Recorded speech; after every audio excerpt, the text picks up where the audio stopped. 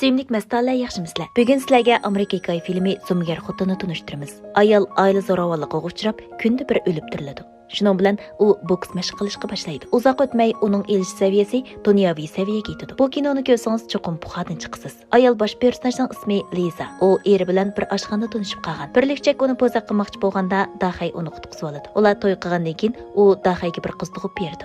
O kuni yo'ldosh uning qarab nihoyatda tatliq keladi. 6 yildan keyin u bu erning doim tishni cho'tqilmaydiganligini bayqab qattiq achchiqlanadi. Bu ikkinchi qitimliq edi. U erga mangu inoqijil o'timiz, bir-birimizni qadrlaymiz deyishgan-ku deb qattiq g'azablanadi. Er ayolni bir qacha soladi. U 6 yillik erining o'zini urganligiga ishongisi kelmaydi. Er ayolni bir musht soladi. Ondan uningga tahdid silib, o'zining ishlab pul tepayotganligini, shunga uyning qoidasini u bekitadiganligini, ayolning uyida tamoq etib, bolasini boqsilib bo'ldiganligini aytadi. Ayolning yuz berayotgan ishlarga yana ishengisi kelmaydi. Menish oldida u ochiq oshkora holda ayolga o'zining tishini cho'tqilmaydiganligini, udul ketadiganligini aytadi. Ayol soqchilardan oila zo'ravonlik to'g'risida maslahat so'raydi, lekin ular agar dalil isbot bo'lsa, uni qo'lga oladiganligini, lekin erning yetarli puli bo'lsa, yana kepillik chiqalaydiganligini aytadi. U chiqib ketsa, ayol yana tayoq yeydi. Demak, soqchilarga deganning asla foydasi yo'q edi. U do'stiga o'zining kechirim uchun so'zlab berdi. Do'stining bir amal tepib berdi. Kashda u Dahayning uxlayotganidan foydalanib, o'g'irlikchi o'rnidan turib, narsalarni yig'ishtirib, kechib ketmoqchi bo'lib, qizni ko'tarib, asta sirtqa chiqadi. U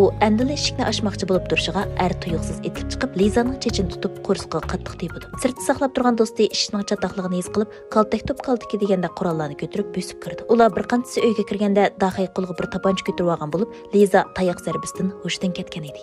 Aqlli do'sti Lizaning qizni ko'tarib kelib, uningga dadisining atti bashirisini ko'rsatmoqchi bo'ladi. Dahay qizning qalbida nachar ta'sir qoldirishni xohlamag'achqa tapanchasini kayniga ushirdi. Ana bola ikkisi muvaffaqiyatli holda qutqizildi. Ular mehmonxonaga kelgandan keyin Lizaning bank kartasining butunlay to'ng'ilganligini bayqaydi. U qizi bilan bir kichik mehmonxonaga yo'chirinishga majbur bo'ladi. Andili ko'chib kelishiga er alohida vosita ishlatib, uningga telefon urdi. Eshik sirtida biraylan eshikni chekidi. U darhol qizni ko'tarib orqa eshikdan qochib chiqib, bir ommaviy avtobusga yugurib chiqib oladi. Baxtiga yarasha er qo'g'lab yetolmaydi. Qochib ketgandan keyin u muhim bir qarorni chiqardi. Ayol oila zo'ravonligidan o'zini qochirish uchun chet eldagi burunqi o'g'il do'stining uyiga keldi. Burunqi o'g'il do'sti nihoyat xushal bo'ladi. Tuyuqsiz eshik chekiladi. O'zini saqchi deb atavagan bir to'p kishi eshikdan kirib, uyni aqtirishga boshlaydi. Bu chaqda Liza allaqachon yushirinib olgan edi. Nihoyat aniqki, bu bir necha odam Dahayning qo'l ostidagilarga qiladi. Ular Lizani izlab topolmay, menishdan burun Lizaning burunqi o'g'il do'stiga pichoq tanglab, yuvashroq bo'lgan deb tahdid soladi. Pichoq bilan kresloning tagligini kesib yetadi. Yana deg'i erga bir yonfonni tashlab berib ketib qoladi. Liza chiqqandan keyin telefon keladi. Bu dal uning eri Dahay edi. Burunqi yigitiga yuk bo'lib qolmaslik uchun Liza yana bir qitim qochib ketadi.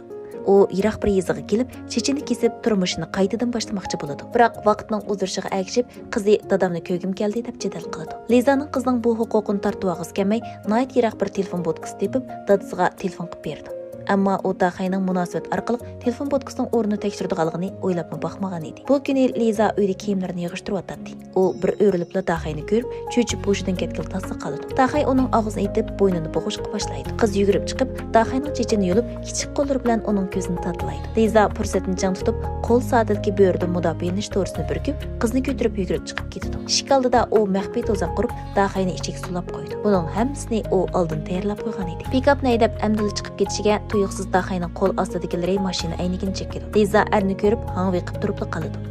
Aslida 6 yil burunqi yiliga o'ziga puxurlik qilgan odamni Dahay ayni chaqda o'zini qo'g'ilish uchun alaydan o'rinlashtirilgan ekan. U Michael Appanni bir dastlab tosh yo'lda shiddat bilan alg'ilgarlaydi. Keyindan bir qor pikap uni to'xtamasdan qo'g'laydi. U bir zavodga bosib kirib, oxiri uni tashlab yetadi. Uzoq o'tmay Liza advokatni izlab berib, bu ishni hal qilmoqchi bo'ladi. Advokat uning 2 qitim fursatdan qo'ldan berib qo'yganligini, oila zo'ravonligidan iborat bunday qishda cho'qim badanda yarning izi bo'lish kerakligini aytadi. Dahay hozir arz qilib, vasiylik huquqini talashmoqchi. Ayol agar sudga chiqmasa, vasiylik huquqidan voz kechgan bo'ladi. Mundaqcha aytganda, qizi faqat Dahayga tava bo'ladi. Lekin hozir Liza paydo bo'lgan hamon Dahay degan hayvon cho'qim uni bo'g'izlab yetadi. Dahayning puli, yo'ldisi yo'li bor edi. Ayol hozir uning hech qanday amal qilolmaydi. Lekin u endi chidab turolmaydi.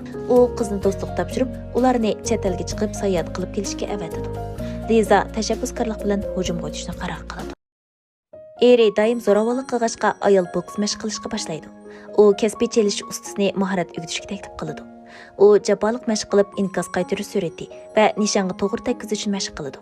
Bu oila zo'ravonligiga uchragan bir ayolning g'azab nafrati. bir aciz ayolning qaytarma zarbisi edi. U endi yiliqi aciz ayol bo'lishni xolamaydi. U kuchli bo'lmoqchi. U atalmış taqdirga qarshi turmoqchi. Necha oydan keyin ayolning ko'zlaridan ishonch nurlari chaqnaydi. Uning nozik gavdasi taqdirga jang e'lon qiladi. U qarshi ko'rsatgan paytning yetib kelganligini biladi. Kechda ayol Daxayning uyiga kelib, reshotkadan ortilib kirib, quloq ko'chilg'ish bilan eshikni ochadi. Uyga kirgandan keyin u ehtiyot bilan to'risga mukinib oladi. To'risda bir kech kutib yotadi. Daxay telefon urg'unicha chiqib ketadi. U ketgandan keyin Liza pastga tushib, seriq ranglik boqishni echib, o'zining qurollarini ilib, avval kichik ambur bilan telefon simini uzib yetadi.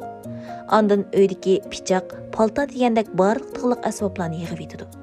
Ondan kichik tekshirish asbobi orqali tatmadagi tapanchani payqaydi. Ondan oldin tayyorlab qo'ygan beqish huquqiga doir xatchaklarni tartmoq sep qo'ydi. Uyga signal to'sish uskunasini o'rnatdi. Ondan uyning qurilmasi bilan tanishib chiqdi. U bir qitimliq cho'ng jangga tayyorlik ko'rdi. U burunli tayyorlab qo'ygan uzukni taqaydi. Qo'llariga lat chigib Daxayning qaytishini kutib turdi. Kechda er uyga kirishigila chiroq o'chib qoldi. U chataqligini his qilib, tatmadan tapanchani izlaydi. Beqish kelishimda barmoq izini qoldirib qo'ydi. Er telefon qilishga boshladi. Biroq yonfonni chiqarib, signal yo'qligini payqaydi. Orqadan ayol bulondan chiqdi. Daxay uni ko'ribla pushal bo'lib ketdi. Liza chiqibla uningga bir mush atadi. Er ishonmay qoladi. Liza to'xtamasdan mush atadi. Er burilib Lizaga tuyuqsiz hujum qilgan qiyofatga kirib oladi. Liza pastga sakraydi. Daxay ig'anlig'icha pastga qo'g'lab tushdi. U buning Lizaning plan doirasi ekanligini bilmaydi. Liza uning tumshuqiga birini soladi. U Lizaga edildi. Liza o'zini ap qochdi. Dashan tashtaklarni o'rib yetadi. Lizaning maqsadli yetaklashida u uy ichini vayron qilib yetadi. Ham nurg'un barmoq izlarini qoldirib qo'ydi. U hozir Lizaning raqobatchisi emas edi. U Daxayning qattiq adabini berdi. U to'xtamay so'zlab Daxayning qasdan achchig'ini keltirib, Daxayni o'zining kelini siqishga majburlaydi. Ayol darhol qaytarma zarba berib, necha jaynaklab uni qattiq tepadi. Er oxiri yerga yiqiladi. Liza patnisni elib, uningga eng og'ir qitim zarba bermoqchi bo'ladi. Ammo eng oxirgi paytga kelganda u qo'l sola olmaydi. U do'stiga telefon qilib, o'zining qila olmaydiganligini aytadi. Chunki u ilgari uni chin yurkidan suygan edi. Daxay patnisni elib, uningga hujum qiladi. Liza o'rnidan turdi. U o'zining ilgari oila zo'ravonligiga uchraganligini, yilqarining o'zini qanday xorlaganligini esiga oladi. U bir sakrab, erni bir tepik bilan yiqitdi. Er Shiraning ustiga yiqilib tushdi. Uning ko'z chanoqlari qizirib ketgan edi. U dil sodir qilgan qurolni suvga tashlab yetadi. Uzun o'tmay Liza saqchiga o'zini ma'lum qiladi. Shu joydagi saqchilar yetib keladi. Ular ichinishliq oila zo'ravonligi naq maydonga qarab Lizani yo'lli qo'g'dangan, gunohsiz deb hukm chiqardi. Qiyinchilik uchraganda uningga taslim bo'lmasligimiz, o'zimizni texmo kuchlantirishimiz kerak. Suyimlik mastallar, bugungi filmimiz mishada oxirlashdi. Kelarki filmimizni ko'rishaylik. Xayr xo'sh.